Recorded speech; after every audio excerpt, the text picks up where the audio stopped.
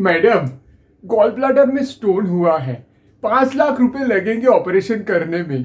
मैं कह रहा था कि इंश्योरेंस क्लेम तो मिल जाएगा ना? एक्चुअली सर, जैसा कि मैं देख पा रहा हूँ, इस साल आपने एक बार क्लेम ऑलरेडी कर चुके हैं, तो इस साल के लिए आपका कवर तो एग्जॉस्ट हो चुका है, तो ये वाला क्लेम तो आपको नहीं मिलेगा। क्या?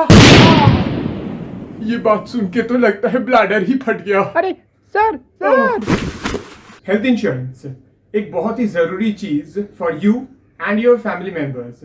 जब इंश्योरेंस एजेंट्स बेचने आते हैं तब तो अपने इंश्योरेंस के बारे में बहुत अच्छी अच्छी बातें करते हैं, लेकिन जब बारी आती है क्लेम पास होने की तब सारे मुसीबत हमारे सर पर आ जाता है। तो आज इस वीडियो में मैं पहले बात करूंगा कि इंश्योरेंस क्यों जरूरी है और आपको इंश्योरेंस बाय करते वक्त क्या क्या चीजें दिमाग में रखना चाहिए, और लास्ट में मैं अपना रेकमेंडेशन दूंगा कि कौन सा इंश्योरेंस सबसे अच्छा है according to me. So last तक देखते रहिए वीडियो को, और अगर आपने अभी तक चैनल को सब्सक्राइब नहीं किया है, make sure you do that.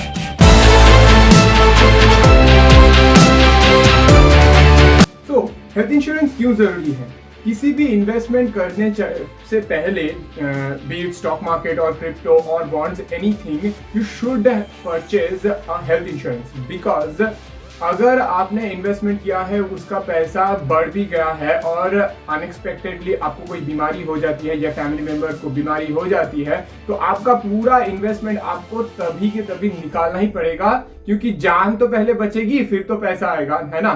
तो make sure you buy a good health insurance before investing in anything. So, पहला point while buying an insurance which you should keep in mind is room rent capping. So, ज्यादातर insurance companies क्या करते हैं, suppose आपका insurance cover हो 5 लाख रुपए, तो उसका 1% तक आपको रूम रेंट कैपिंग देगा, मतलब 5,000 रुपए। मतलब अगर आप किसी हॉस्पिटल में एडमिट होते हैं तो पर डे के हिसाब से 5,000 रुपए ही वो कंपनी रूम का फेयर आपको रियम्बर्स करेगा। और अगर आप चाहते हैं कि इससे महंगे वाले रूम में रहेंगे, तो फिर सपोज हो गया 8,000 रुपए, आप बोले 5,000 रुपए क्लेम ले लूंगा, 3,000 रुपए अपने जेब से दे दूंगा, ये भी नहीं चलेगा। आपको कम दाम वाले रूम में ही रहना पड़ेगा और उसके हिसाब से जो ट्रीटमेंट पैकेजेस है वही ट्रीटमेंट आपको मिलेगी, आपको महंगा वाला ट्रीटमेंट भी नहीं मिलेगा। तो before buying an insurance you make sure कि आपके इंश्योरेंस में कोई रूम रेंट कैपिंग है ही नहीं, वो अनलिमिटेड होने चाहिए। Second point to be remembered is automatic restoration of the sum insured. इसका मतलब क्या है? इसका मतलब है कि अगर आपने एक पॉलिसी लिया है जिसका कवर सपोज 5 लाख रुपए का है और जनवरी से वो इंश्योरेंस शुरू होता है, तो फर्स्ट करिए आप फरवरी में बीमार पड़ गए और 3 लाख का आपका क्लेम करना पड़ा, तो 3 लाख रुपए चला गया। तो अब बाकी के 10 महीने उसी साल के अगर उसमें आप बीमार फिर से पड़ जाते हैं, तो फिर कंपनी बोलेगी कि आपने तो पहले 3 लाख खर्च कर लिए थे अपने कवर में से, अभी तो आपको बस 2 लाख का क्लेम मिलेगा। ऐसा नहीं होना चाहिए। आप बीमार पड़े भी तब भी आपको पूरा का पूरा 5 लाख ही क्लेम मिलना चाहिए। ऐसे ऑटोमेटिक रिस्टोरेशन अगर आपके कवर में है तो ही उसे बाई करना चाहिए। Point number 3 is accidental injury benefit.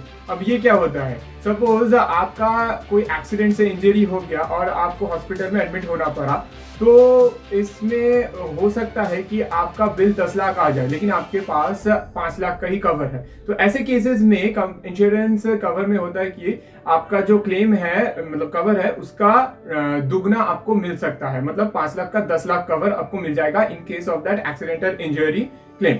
तो ये बेनिफिट 99.99% इंश्योरेंस कवर में नहीं होता। किस में होता है उसके लिए एंड तक देखते रहिए, अपना रिकमेंडेशन मैं देने वाला हूँ।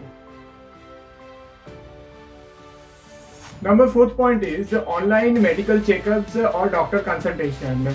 देखिए, आजकल के जमाने में लोगों के पास इतना टाइम नहीं होता कि डॉक्टर के पास जाए छोटे छोटे चीज़ों के लिए, तो वो क्या करते हैं, ऑनलाइन डॉक्टर के साथ कंसल्ट कर लेते हैं। इससे उनका टाइम भी बच जाता है क्योंकि क्यू में खड़ा नहीं होना पड़ता।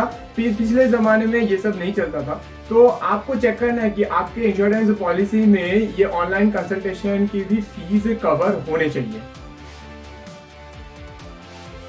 Next comes organ donor coverage. Now this is a very important thing. So hear it very carefully. Suppose आपको कोई ऑर्गन की जरूरत है, मान लीजिए किडनी हो गया, तो फिर आपका कोई रिलेटिव या फिर कोई भी डोनर जो डोनेट करने के लिए रेडी हो जाता है, तो उससे भी तो हॉस्पिटलाइज होना पड़ेगा, उसका भी ऑपरेशन होगा, लेकिन इंश्योरेंस पॉलिसी सिर्फ आपका है। तो इंश्योरेंस कंपनी क्या बोलेंगे कि ये तो आपकी खर्चा नहीं हुआ, तो उनकी खर्चा हम क्यों दें। तो आपको चेक करना है कि आपके पॉलिसी में ऑर्गन डोनर कवरेज भी है, ताकि जो आपको डोनेट कर रहा है उसके हॉस्पिटलाइजेशन और ऑपरेशन के खर्चे भी कंपनी प्रोवाइड करे। नेक्स्ट जो आता है वो है डे केयर ट्रीटमेंट। मतलब आजकल मेडिकल साइंस इतना एडवांस हो चुका है कि डॉक्टर कभी कभी बोलते हैं कि आप सुबह आ जाओ, रात तक आपका ऑपरेशन करके आपको डिस्चार्ज कर देंगे, लेकिन आपके इंश्योरेंस पॉलिसी में होता है कि अगर आपने एक नाइट हॉस्पिटल में नहीं बिताया है तो आपको इंश्योरेंस का क्लेम नहीं मिलेगा। तो आपकी पॉलिसी में आपको चेक करना पड़ेगा कि ये भी होना चाहिए कि अगर आप सेम डे में डिस्चार्ज हो जाते हैं तो फिर भी आपको क्लेम मिलता है कि नहीं। Next is pre and post hospitalization expenses cover. मतलब आपको सपोज डॉक्टर ने बोला कि 2 महीने बाद आपका ऑपरेशन होगा, मतलब 2 महीने बाद आप हॉस्पिटलाइज्ड होंगे, तो 2 महीने से आपको डॉक्टर के पास रेगुलर चेकअप के लिए जाना है, टेस्ट करवाने हैं, तो उनके जो खर्चे लगेंगे उसका भी कवर आपके इंश्योरेंस पॉलिसी में होने चाहिए। और हॉस्पिटलाइजेशन के बाद आपका ऑपरेशन हो गया, उसके बाद भी तो हो सकता है कि आपको regular test and checkup and medicine की जरूरत पड़े, हो नहीं सकता, ये होगा ही, तो उसका भी कवर आपके पॉलिसी में जरूर होना चाहिए, ये भी आपको देखना पड़ेगा। और ये पीरियड मतलब प्री हॉस्पिटलाइजेशन मिनिमम 2 महीने की तो होनी चाहिए और पोस्ट हॉस्पिटलाइजेशन भी 3 महीने की मिनिमम होनी चाहिए। अगला पॉइंट जो आपको देखना है वो है नो क्लेम बोनस। ये क्या होता है?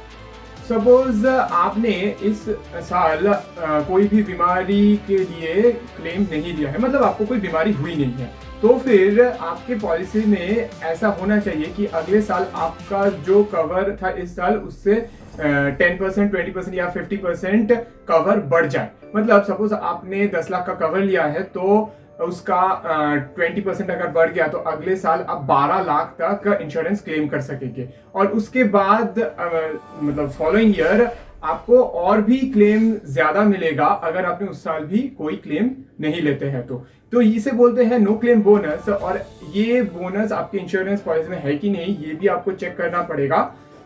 मैं तो बता नहीं वाला हूँ लास्ट में कौन से में है, तो देखते रहिए। इस वीडियो में मैंने कोशिश किया है कि सारे जो बेसिक पॉइंट्स है before buying a health insurance वो सब कवर्ड रहे, और इससे अलग भी आपको अगर कोई पॉइंट कंसर्निंग लगता है तो वो आप मुझे कमेंट्स पे बताइएगा। अब आता है जो मैं पूरे वीडियो से बोल रहा हूँ कि कौन सा इंश्योरेंस में ये सारे पॉइंट्स कवर्ड है। तो मैं रेकमेंड करना चाहूंगा Navi health insurance. Navi is really a disruptor in the insurance industry. मैंने खुद भी नावी से बाई किया हुआ है हेल्थ इंश्योरेंस, और इसका कारण है क्लेम सेटलमेंट रेशियो 97% है नावी का। मतलब अगर आप किसी भी कंपनी से इंश्योरेंस बाई कर रहे हैं तो आपको पहले चेक करना चाहिए कि उसका सेटलमेंट रेशियो मिनिमम 95% हो, क्योंकि उससे कम होता है तो थोड़ा कंसर्निंग हो जाता है। और नावी के पास एक्सीलेंट रिलेशनशिप मैनेजर भी है, आपको क्लेम सेटल करने में बिल्कुल दिक्कत नहीं होती, एकदम स्मूथ एंड इजी प्रोसेस है। आप ऑनलाइन क्लेम डालिएगा, आसानी से हो जाता है। और आप insurance 241 rupees per month premium से भी शुरू कर सकते हैं।